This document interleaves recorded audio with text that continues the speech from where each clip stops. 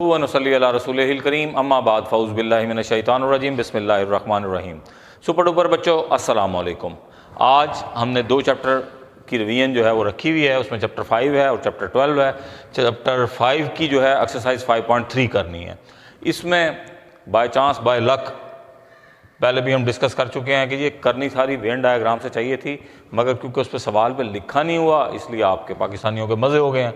अब वो क्या है जी कि एक यूनिवर्सल सेट दिया हुआ है 1 से लेकर 10 तक। जो सवाल सेलेक्ट किया है क्वेश्चन नंबर 1 है, उसका पार्ट 3 है, ठीक है। और उसके बाद जनाब इसका सेट ए दिया हुआ है जिसमें ऑड नंबर्स हैं और सेट बी दिया हुआ है, रैंडम ऐसे नंबर दिए हैं 1, 4, 7 और 10। और ये वेरीफाई करके दिखाना है आपने डिमॉर्गन लॉ। इसके साथ लिखा नहीं हुआ लेकिन उन्होंने सवाल दिया हुआ जी है, लेकिन है ये डिमॉर्गन लॉ ही के अंदर अगर यूनियन हो और कंप्लीमेंट हो तो बाहर वो निकल के क्या हो जाएगा, ए कंप्लीमेंट इंटरसेक्शन बी कंप्लीमेंट। अब इसकी हमने जो है इसको प्रूव करके दिखाना, तो हम इसकी लेफ्ट साइड ले लेते हैं जी। लेफ्ट साइड क्या है जी, A union B whole complement. तो पहले हमारे पास ए यूनियन बी होगा तब हम उसका कंप्लीमेंट ले पाएंगे। तो ए यूनियन बी के लिए पहले ए सेट लिखा, बी सेट लिखा, इन दोनों को कंबाइन करके लिखा। कंबाइन करते वक्त ख्याल रखेंगे कि सेट की डेफिनेशन के अकॉर्डिंगली वो सेट में क्या है कि डिस्टिंक्ट एलिमेंट आने चाहिए जो दोनों में एक जैसे होंगे, उनको भी एक दफ़ा इधर भी बना इधर भी बना। 1 आ गया 3 है, 3 आ गया 4, एक मरतबा है तो एक मरतबा आ गया 5, एक मरतबा आ गया 7, उधर भी है इधर भी है, इसको एक ही दफ़ा लिखना है 9 और 10। ये हमारे पास आ गई ए यूनियन बी, ठीक है जी।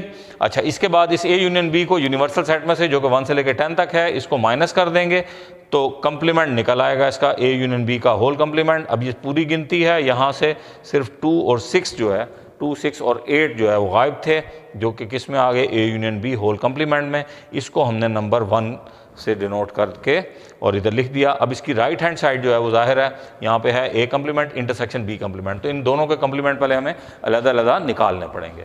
यहाँ हम देखते हैं ए कंप्लीमेंट कैसे निकलेगा जी कि यूनिवर्सल सेट है, इसमें से हमने ये नंबर जो ऑड नंबर दिए हुए हैं इनको माइनस करना है, तो ये पीछे इवन नंबर बच गए 2, 4, 6, 8 और 10। नेचुरल नंबर में से ऑड नंबर चले गए, पॉजिटिव ऑड नंबर। इसी तरीके से ये बी कंप्लीमेंट निकालना है। बी कंप्लीमेंट निकालने के लिए हम क्या करेंगे कि यूनिवर्सल सेट में से यही बार जो गिवन रैंडम नंबर हैं इनको हम माइनस कर देंगे।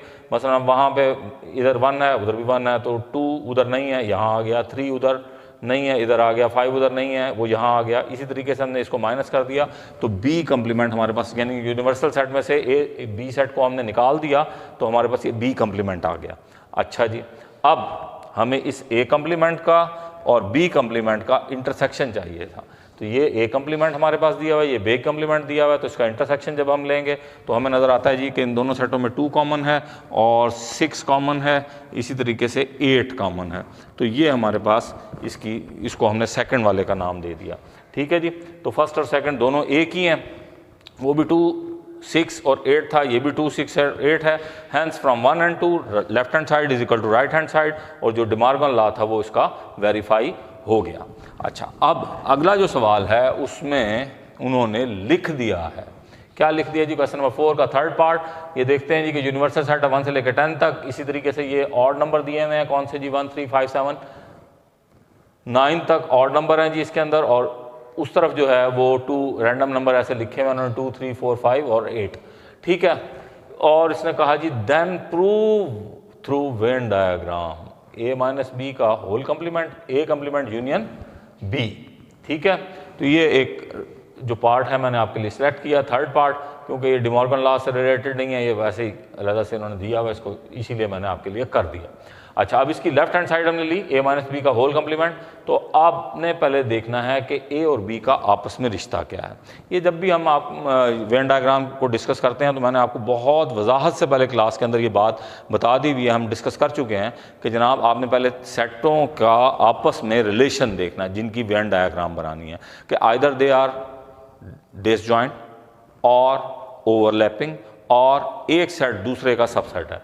तो यहाँ जो मौजूद सिचुएशन है उसमें हमें नज़र आ रहा है कि इसमें 3 और 5 कॉमन है, लिहाजा ये दोनों सेट जो हैं वो ओवरलैपिंग है, A and B are overlapping sets. अच्छा, जब हमने ये लिख दिया कि A and B are overlapping set, तो अब हमें लेसन्स मिल गया कि हम इसकी ओवरलैप करती हुई डायग्राम बना लेंगे। ए और बी को हमने ओवरलैप करता हुआ बना लिया, और यूनिवर्सल सेट के लिए हमने ये स्क्वायर बॉक्स इसके साथ लगा दिया। इसीलिए मैंने यहाँ लिखा है A and B are overlapping set, so इनकी जो है हमने ओवरलैप करती हुई शेप बना ली। अच्छा, अब इसके ऊपर ऑपरेशंस कर रहे हैं मुख्तलिफ। अब ऑपरेशन, पहला ऑपरेशन क्या है जी, A minus B. A minus B से मुराद क्या है कि elements of A which are not in B, और उसको हमने यहाँ शो किया है, उसकी की जो मैंने बनाई है कि वो जो है इस तरीके से वर्टिकल लाइंस होंगी, ठीक है, और सॉरी हॉरिजॉन्टल लाइंस होंगी। तो हॉरिजॉन्टल लाइंस के लिए देखें ए माइनस बी क्या हुआ कि सारा का सारा ए सेट सिवाय वो जो कि बी में आया है, यानी ए में से इस बी को हमने निकाल दिया, तो वो ये वाला है। इसको मैंने स्टेप वाइज करके दिखा दिया आपको कि ए माइनस बी जो है वो ये एरिया है, ठीक है जी। अच्छा, उसके बाद इस एरिए को हमने क्या करना है, इस एरिया के अलावा यूनिवर्सल सेट, यानी क्या करना है हमने, ए माइनस बी का होल कंप्लीमेंट लेना है। तो ए माइनस बी का होल कंप्लीमेंट कैसे आएगा कि ये जो हमने ए माइनस बी निकाला है जो कि ये वाला एरिया है, इसको यूनिवर्सल सेट में से निकाल देना, माइनस कर देना, तो जो पीछे बच जाएगा वो ये वाला इलाका बच जाएगा जिस पे मैंने ऐसे वर्टिकल लाइंस डाल दी हैं, और वो रेड कलर से ये वर्टिकल लाइंस डाल दी हैं, की से मैंने शो कर दिया कि जहाँ जहाँ ये वर्टिकल लाइंस हैं that mean A minus B whole complement, ठीक है बच्चों। अब इसकी लेते हैं हम राइट हैंड साइड। इसकी राइट हैंड साइड क्या है जी, A complement union B, A complement union B. तो A complement union B diagram वैसे की वैसी आएगी, एक मरतबा जैसी शेप डिसाइड हो जाती है फिर वो पूरे सवाल में वैसी की वैसी ही रहती है। तो ये ओवरलैपिंग है, इसलिए इनके ओवरलैप करते हुए हमने दो सर्कल्स बना दिए हैं, ठीक है। इसका लेना है जी आपने ए कंप्लीमेंट। ए कंप्लीमेंट क्या है, ए के अलावा पूरा यूनिवर्सल सेट। तो ये मैंने इसमें येलो कलर से लाइनें डाल दी इस तरीके से, कलर भी आप यूज़ कर सकते हैं लेकिन आप पेन से ही जो है वो उसको करेंगे क्योंकि बोर्ड में अंदर जो आपने पेन ही इस्तेमाल करना है। तो इसमें हमने वर्टिकल लाइंस का सहारा ले लिया, हॉरिजॉन्टल लाइंस का, सॉरी, इस तरह से हॉरिजॉन्टल लाइंस मैंने इसमें ड्रॉ कर दी हैं जी, तो वो ए कंप्लीमेंट को शो कर रही हैं। इसी तरीके से जब ये हमारे पास ए कंप्लीमेंट आ गया तो अब इसको हमने यूनाइट करना है किसके साथ, बी के साथ, यूनियन बी, ठीक है। तो अब इस ए कंप्लीमेंट को जब हम यूनियन बी के साथ कंप्लीमेंट करते हैं तो उसमें मैंने वर्टिकल लाइंस से इसको शो कर दिया, इस तरह से करके मैंने लगा दी इसमें वर्टिकल लाइंस। तो अब जब ए कंप्लीमेंट यूनियन बी होगा तो वो उसके अंदर ना सिर्फ ये वर्टिकल लाइंस होंगी बल्कि जहाँ चेक बन गया वो इलाका भी होगा। तो ये वर्टिकल लाइंस और हॉरिजॉन्टल लाइंस वाला इलाका दोनों वाला वो भी उसमें शामिल है, और खाली जिसके अंदर वर्टिकल लाइंस हैं वो भी है, ठीक है। तो ये खाली जिसमें वर्टिकल लाइंस है ये वाला इलाका भी उसमें शामिल है।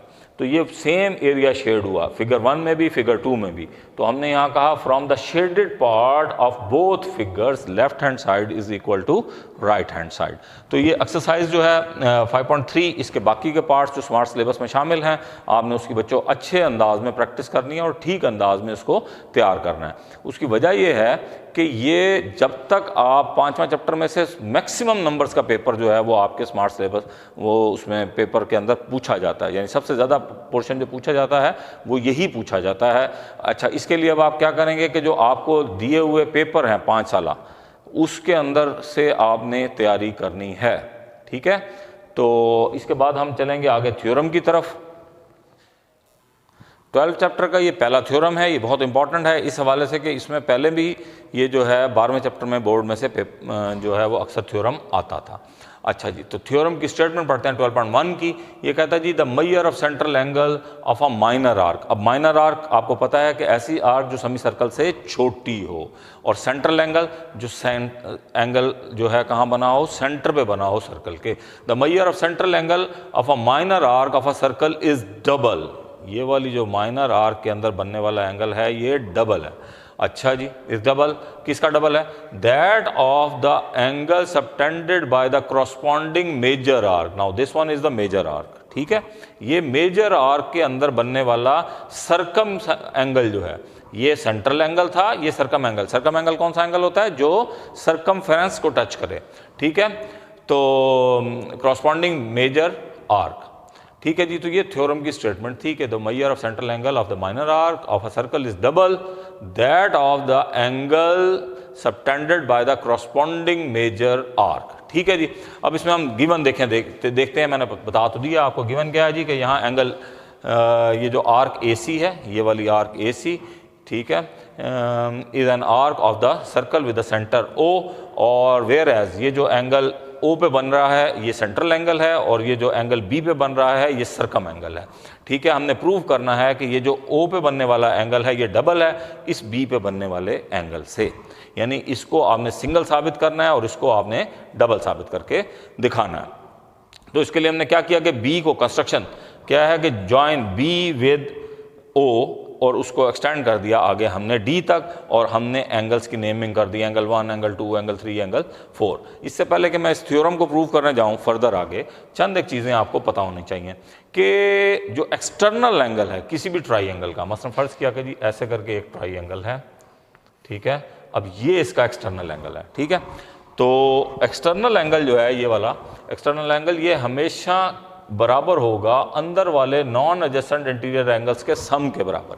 मसलन ये इन दोनों के सम के बराबर होगा। एंगल लेट से इसको 1 कहें, इसको एंगल 2 कहें, तो ये वाला एंगल जो है ये एंगल 1 प्लस एंगल 2 के बराबर होगा, ठीक है। तो एक्सटर्नल एंगल कोई भी। इसी तरीके से अगर मैं इस एंगल को एक्सटेंड कर दूँ, ऐसे बढ़ा दूँ, तो यहाँ पे बनने वाला एंगल जो है वो इन दोनों एंगल्स के सम के बराबर होगा, ठीक है। तो अब इसको हम प्रूव करने की तरफ जाते हैं। यहाँ अगर आप थोड़ी सी तवज्जो करें तो ये दो अदर ट्राइंगल्स के अंदर तब्दील हो गया। ये एक ट्राइंगल जिसको मैंने शेड कर दिया, जब मैंने इसको ओ से मिलाया ऐसे, एक शेडेड ट्राइंगल और एक अनशेडेड। अब ये किस नस्ल की ट्राइंगल्स हैं बच्चों? ये आपको नज़र आ रही हैं कि ये दोनों की दोनों किस तरह की ट्राइंगल्स हैं, ये वाली भी और ये वाली भी। ये असोसलिस ट्राइंगल है। असोसलिस क्यों है भाई? क्योंकि इसकी ये साइड भी रेडियस है, इसकी ये साइड भी रेडियस है, तो ये दोनों रेडियाई आपस में बराबर हैं, तो ये असोसलिस ट्राइंगल है। अगर असोसलिस ट्राइंगल है तो एंगल 1 किसके बराबर हो जाएगा? एंगल 3 के। भाई दो साइडें बराबर हैं तो दो एंगल भी बराबर होंगे, ठीक है।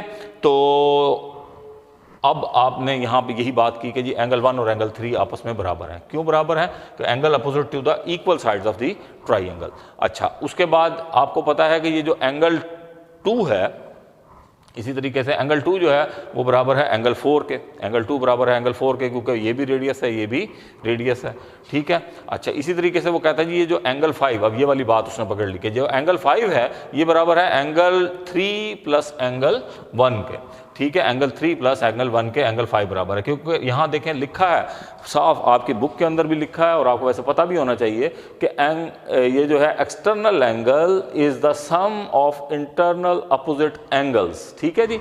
तो ये वाला जो एंगल था दरअसल 5, वो एंगल 1 प्लस एंगल 3 के बराबर है। देखिए एंगल 5 जो है एंगल 1 प्लस एंगल 3 के बराबर है।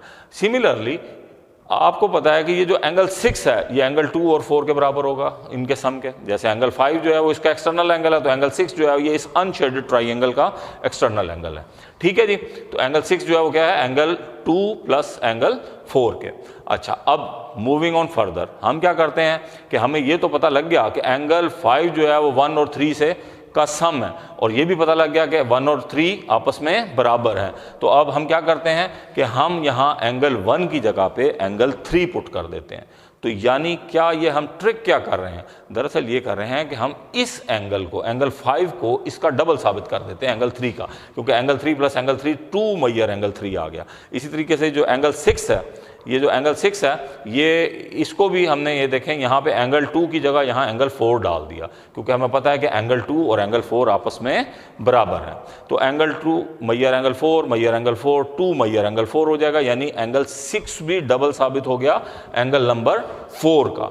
तो इस तरह से हमें पता लगा कि ये जो दी हुई फिगर है, अगर हम एंगल 5 और 6 को ऐड कर लें, एंगल 5 और 6 को ऐड कर लें, तो ये दो रिजल्ट जो हमने निकाले हैं, ये दो रिजल्ट जो हमने निकाले हैं, इन दो रिजल्ट्स की जगह हमने एंगल 5 की जगह उसका रिजल्ट डाल दिया और एंगल 6 की जगह हमने उसका रिजल्ट डाल दिया। इन दोनों रिजल्ट्स को हम आपस में ऐड करें तो 2 कॉमन ले लें, तो यहाँ जो बचा वो क्या बचा? एंगल 3 प्लस एंगल 4, जो कि ये वाला सरकम एंगल है, पूरा सरकम एंगल है, ठीक है। इसी तरीके से यहाँ जो बचता है ये सेंट्रल एंगल, कौन सा? Angle AOC। एंगल 5 और 6 को ऐड करने से जो एंगल आएगा वो ये AOC होगा। तो इसका मतलब ये हुआ कि ये जो सेंट्रल एंगल है ये डबल साबित हो गया सरकम एंगल के। तो ये आसान थ्योरम है। यहाँ पे इसके साथ साथ रीज़न भी हमने दी हुई है कि कौन सी चीज़ जो है वो हमने किस लॉजिक से की है। तो इसको आपने बहुत ध्यान से, तवज्जो से, कॉम में फुल स्टॉप के साथ बिल्कुल इसी अंदाज में इसको तैयार करना है। और मैंने पूरी अपनी कोशिश की है कि आपको ये थ्योरम एक्सप्लेन कर सकूं। इसमें कोई भी बात अगर कोई रह गई हो, कोई भी बात अगर इसमें रह गई हो, तो आप जो है वो मुझसे व्हाट्सएप पे रब्ता करके कंफर्म कर सकते हैं। अल्लाह आपका हामी व नासिर हो।